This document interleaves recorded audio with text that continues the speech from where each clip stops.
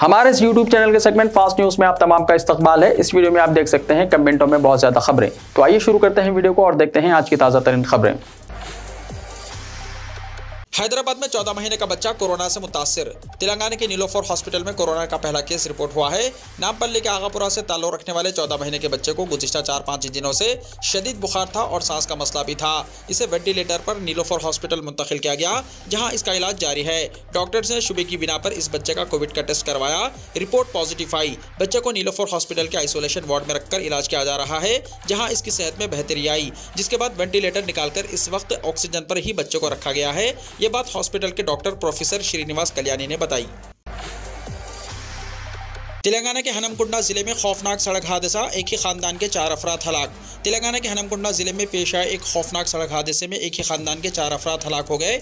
यह हादसा जुमे के अव्वलीन वक्त में हनमकुंडा जिले के एलकातुरुथी मंडल में पेश आया। एक तेज रफ्तार लारी ने कंट्रोल खो दिया और सामने से आने वाली कार से टकरा गई, जिसके नतीजे में कार में सवार 4 अफराद मौके पर ही हलाक हो गए। 3 दीगर शदीद जख्मी हो गए। हादसे में कार मुकम्मल तबाह हो गई। इत्तला मिलने पर पुलिस मौके पर पहुंच गई। मुकामी लोगों और JCB की मदद से कार में फंसे लोगों को बड़ी मुश्किल से बाहर निकाला गया। जख्मियों को अस्पताल ले जाया गया। मरने वालों की शनाख्त मिनितिना, केनित्या, शंकर, भरत और चंदना के तौर पर हुई है। ये तमाम एक ही खानदान से ताल्लुक रखते थे। इन सब का ताल्लुक मुलुगु जिले के एटूरू नगरम मंडल मुस्तखिर से है और यह हादसा उस वक्त पेश आया जब वो वेमुलवाड़ा जा रहे थे। पुलिस को शुबा है कि कोहरा और तेज रफ्तारी हादसे की वजह है। मुकदमा दर्ज कर लिया गया है और तफ्तीश जारी है। इस दौरान तमाम मुतासरीन का ताल्लुक एक ही खानदान से होने की वजह से एटू नगरम गाँव में गम की लहर दौड़ गई। पुराने शहर में बरक़ी सरबराही के निज़ाम को मौसर बनाया जाए, अकबरुद्दीन ओवैसी का मुतालबा।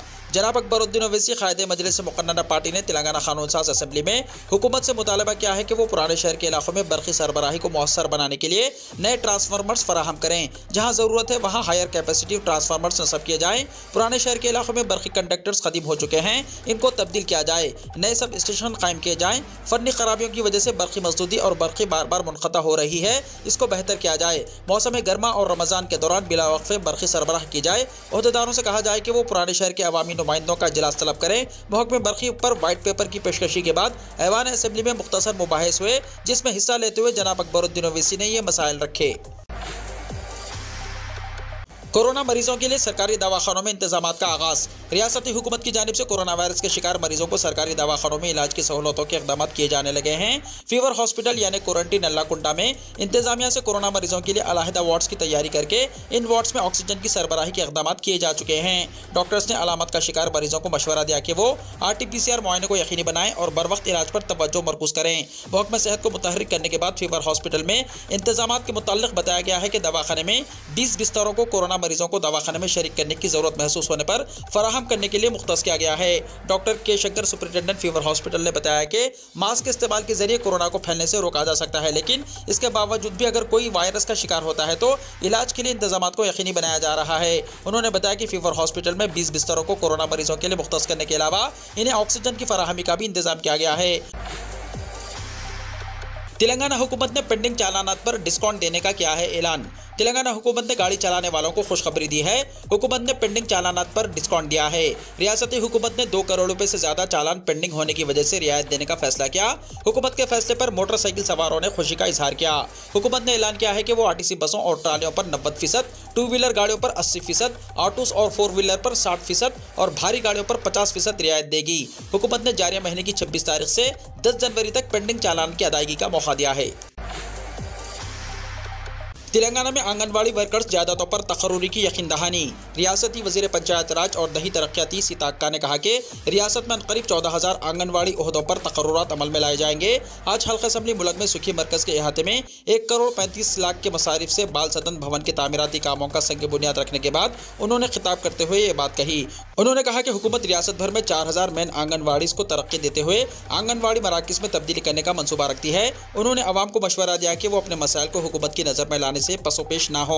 मुल्क में उनके कैंप ऑफिस में शिकायतों की वसूली के लिए खुसूसी बॉक्स लगाया गया है। सीता अक्का ने कहा कि ऑटो ड्राइवर्स को महालक्ष्मी स्कीम की वजह से खदशात का शिकार होने की जरूरत नहीं। ऑटो यूनियन से कांग्रेस मंशूर कमेटी मुलाकात करेगी और फिर कुछ मुराद का ऐलान किया जाएगा। हुकूमत ऑटो ड्राइवर्स को सालाना 12,000 रुपये खुसूसी इमदाद पैकेज का ऐलान करने का मनसूबा बना रही है। उन्होंने यकीन दहानी की है कि मुल्क के साथ दूसरे हल्कों की तरक्की पर भी खुसूसी तवज्जो मरकूज की जाएगी। तेलंगाना की रियल इस्टेट तिजारत में रिकॉर्ड इजाफा। तेलंगाना असेंबली इलेक्शन के नोटिफिकेशन की जारी के साथ ही रियल एस्टेट तिजारत में रिकॉर्ड की जाने वाली गिरावट अब दूर होने लगी है और जायदादों की खरीद और फरोख्त का अमल शुरू हो चुका है और महकमे माल की आमदनी में इजाफा रिकॉर्ड किया जाने लगा है। इलेक्शन से पहले आम इलेक्शन तक रियासत भर में रियल एस्टेट तिजारत में बेहतरी पैदा न होने की ख्यास आराया की जा रही थी, लेकिन इंतखाबी ज़ाब्ते अखलाक के इख्तिताम के बाद से अब तक की सूरत हाल का जायजा लिया जाए तो रियासत में जायदादों की खरीद और फरोख्त और उनके रजिस्ट्रेशन से होने वाली आमदनी में इजाफा रिकॉर्ड किया जाने लगा है। महकमे माल की जानिब से जारी किए गए इदाद शुमार के मुताबिक रियासत तेलंगाना में इन 18 दिनों के दौरान ज्यादा 6000 जायदादों के रजिस्ट्रेशन हुए हैं और इनके जरिए ज्यादा 21 करोड़ की आमदनी हुई है। तफसीलात के मुताबिक 18 दिनों के दौरान रियासत भर में 6326 जायदादों के रजिस्ट्रेशन किए गए हैं, जिनसे मजमूई तौर पर महकमे माल और रियासती हुकूमत को 21 करोड़ 57 लाख की आमदनी हासिल हुई है। नए राशन कार्ड दरख्वास्तों के लिए जिले ओहदेदार तैयारी में मसरूफ। तेलंगाना में कांग्रेस के इख्तिदार में आने के बाद नए राशन कार्ड की इजराई अमल में लाने के इंतजाम किए जा रहे हैं। इस खुसूस में जिले ओहदेदार इंतजामात में सरगर्म अमल हैं और हुकूमत की जानिब से तरीक़ेकार को हतमी शक्ल देते हुए अहकामात जारी करने पर दरख्वास्तों के हुसूल के लिए इंतजाम किए जा रहे हैं। चीफ मिनिस्टर रेवंत रेड्डी ने कबल अज़ीं ऐलान किया कि ग्राम सभा के इनेकाद के जरिए नए राशन कार्डों की दरख्वास्तों को हासिल किया जाएगा और तमाम अहले अफराद को राशन कार्ड फराहम किया जाएगा। गुज़िश्ता चंद सालों से दी गई दरख्वास्तों को कबूल करने के अलावा नई दरख्वास्तें भी कवायद के मुताबिक वसूल करने के इंतजाम किए जा रहे हैं। तवील अरसे से जिले के मुस्तहिक गरीब अवाम नए राशन कार्ड की मंजूरी के मुंतजिर हैं। हुकूमत के फैसले से इन्हें राहत मिली है, जैसा कि हुकूमत ने ऐलान किया कि 28 दिसंबर से दरख्वास्तों को कबूल किया जाएगा। जिले हुक्काम इंतजामात में सरगर्म हैं। नए साल से पहले अच्छी खबर, एलपीजी सिलेंडर की कीमत में 39 रुपये 50 पैसे की कमी। मरकजी हुकूमत ने एलपीजी सिलेंडर की कीमतों में कमी करके नए साल में बड़ा तोहफा दिया है। कीमत में ये कमी 19 किलो के कमर्शियल एलपीजी सिलेंडर में की गई है। अब दिल्ली में 19 किलो का कमर्शियल एलपीजी गैस सिलेंडर 1757 रुपये में दस्तयाब होगा। इसकी कीमत में 39 रुपये 50 पैसे की कमी की गई है। कीमतों में कमी का फायदा आज 22 दिसंबर से लागू होगा। काबिल जिक्र बात यह है कि हुकूमत ने घरेलू एलपीजी सिलेंडर की कीमतों में कोई तब्दीली नहीं की है। पार्लियामेंट में दरअंदाजी हुई तो बीजेपी मेंबरान असेंबली भाग गए, राहुल ने दिया जवाब। इंडिया इत्तेहाद के 146 अरकान पार्लियामेंट की मुअत्तली के फैसले के खिलाफ अपोजिशन जमातों ने जंतर मंतर पर एहतजाज किया। इस दौरान राहुल गांधी ने मरकज की मोदी हुकूमत पर सख्त निशाना लगाया। राहुल ने पार्लियामेंट की सिक्योरिटी में कोताही और वीडियो शूटिंग जैसे मसाइल पर भी मरकजी हुकूमत को घेरा। उन्होंने कहा कि जब पार्लियामेंट में दरअंदाजी हुई तो बीजेपी मेंबरान असेंबली भाग गए थे। राहुल गांधी ने मरकजी हुकूमत से पार्लियामेंट की सिक्योरिटी में कोताही के बारे में कई सवाल पूछे। राहुल ने सवाल किया कि पार्लियामेंट की सिक्योरिटी में कोताही कैसे हुई, ये नौजवान पार्लियामेंट के अंदर कैसे आए, पार्लियामेंट के अंदर गैस स्प्रे कैसे लाए, गैस स्प्रे ला सकते हैं तो पार्लियामेंट में कुछ भी ला सकते हैं। राहुल ने कहा सवाल ये भी है कि ये नौजवान पार्लियामेंट में क्यों घुस आए। उन्होंने कहा कि इसकी वजह बेरोजगारी है। आज मुल्क के नौजवानों को रोजगार नहीं मिल रहा, मुल्क में शदीद बेरोजगारी है। कांग्रेस रुकने पार्लियामेंट राहुल गांधी ने कहा कि हम तमाम अपोजिशन लीडर और अपोजिशन कारकुन एक साथ खड़े हैं। ये लड़ाई नफरत और मोहब्बत की लड़ाई है। हम नफरतों के बाजार में मोहब्बत की दुकान खोल रहे हैं। जितना ज्यादा आप नफरत फैलाएंगे हम उतना ही हिंदुस्तान में मोहब्बत फैलाएंगे।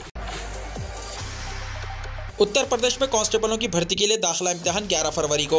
उत्तर प्रदेश के महकमे पुलिस में 60,244 आसामियों पर बराह रास्त भर्ती के लिए तहरीरी इम्तिहान 11 फरवरी 2024 को मुनक्किद होगा।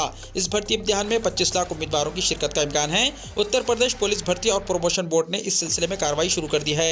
चूँकि 60,000 से ज्यादा आसामियों पर कांस्टेबल भर्ती होने हैं, इसीलिए इसके लिए खुसूसी इंतजाम करने की जरूरत है। काबिल जिक्र है कि स्पोर्ट्स कोटा के तहत सब इंस्पेक्टर के ओहदों के लिए दरख्वास्त का अमल 20 दिसंबर से शुरू हो चुका है। दरख्वास्त की आखिरी तारीख 9 जनवरी 2024 है और दिलचस्पी रखने वाले उम्मीदवार बोर्ड की ऑफिशियल वेबसाइट पर जाकर दरख्वास्त दे सकते हैं।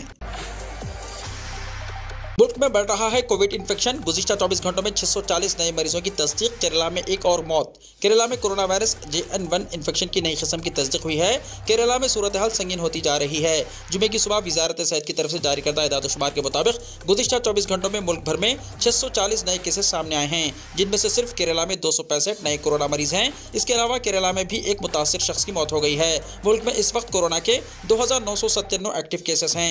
मरकजी हुकूमत ने लोगों को भीड़ वाली जगहों पर मास्क पहनना शुरू करने का मशवरा दिया। अस्पतालों या भीड़ वाली जगहों से वापसी के बाद सैनिटाइजर इस्तेमाल करने का मशवरा दिया गया। केरला से मुल्हिका कर्नाटका में 2 दिन पहले एक शख्स की मौत के बाद इन्फेक्शन के मुताल्लिक तशवीश बढ़ने लगी है। केरला में केसों में इजाफे की वजह से पड़ोसी रियासतों तमिलनाडु, कर्नाटका और गोवा में खुसूसी चौकसी बढ़ती जा रही है। केरला में कोरोना इन्फेक्शन को लेकर सबसे ज्यादा तशवीश है। रियासत में 2 दिनों में 4 अमवात के साथ 3 साल पहले इन्फेक्शन शुरू होने के बाद से केरला में अमवात की कुल तादाद 72,600 तक पहुंच गई है। पाकिस्तान के कई इलाकों में जलजले के झटके। पाकिस्तान में जुमे के अव्वलिन सातों में जलजले के झटके महसूस किए गए। इस्लामाबाद और इसके अतराफ के इलाकों में जुमे की सुबह जलजले के झटके महसूस किए गए। मुकामी मीडिया ने बताया कि रेक्टर स्केल पर जलजले की शिद्दत 4.4 थी। सुबह 5:30 बजे इस्लामाबाद, रावलपिंडी और खैबर पख्तूनख्वा के कुछ हिस्सों में जलजले के झटके महसूस किए गए। बताया गया है कि जलजले का मरकज 16 किलोमीटर की गहराई में था। अचानक जमीन हिलने से लोग घबरा गए, वो घर से बाहर निकल पड़े। जलजले के इस वाक़े में जाने और माली नुकसान के बारे में अभी तक कोई तफसीलात मालूम नहीं हो सकी।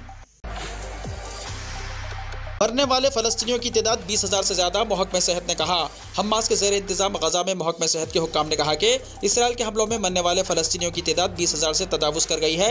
खबर रसा एजेंसी एसोसिएट प्रेस के मुताबिक ये तादाद गज़ा की मजमूई आबादी का 1% है, जो इस साहिली पट्टी में जंग से होने वाली बदतरीन तबाही की तरफ इशारा करती है। इसराइल के हमलों से गज़ा की पट्टी में गुज़िश्ता 10 हफ्तों के दौरान लाखों अफराद बेघर हो चुके हैं। हुक्काम के मुताबिक 7 अक्टूबर के बाद से इसराइली बमबारी के नतीजे में इलाके की 80% आबादी मुतासिर हुई है। गज़ा की वज़ारत सेहत ने जुमे को बताया कि जंग में 20,057 अफराद मारे जा चुके हैं। वीडियो को लाइक शेयर कीजिए और हमारे इस YouTube चैनल को सब्सक्राइब करते हुए इसके बेल आइकॉन को भी प्रेस कर लीजिए ताकि ऐसी ही ताज़ा तरीन खबरें आइंदा भी आपको मिलती रहें।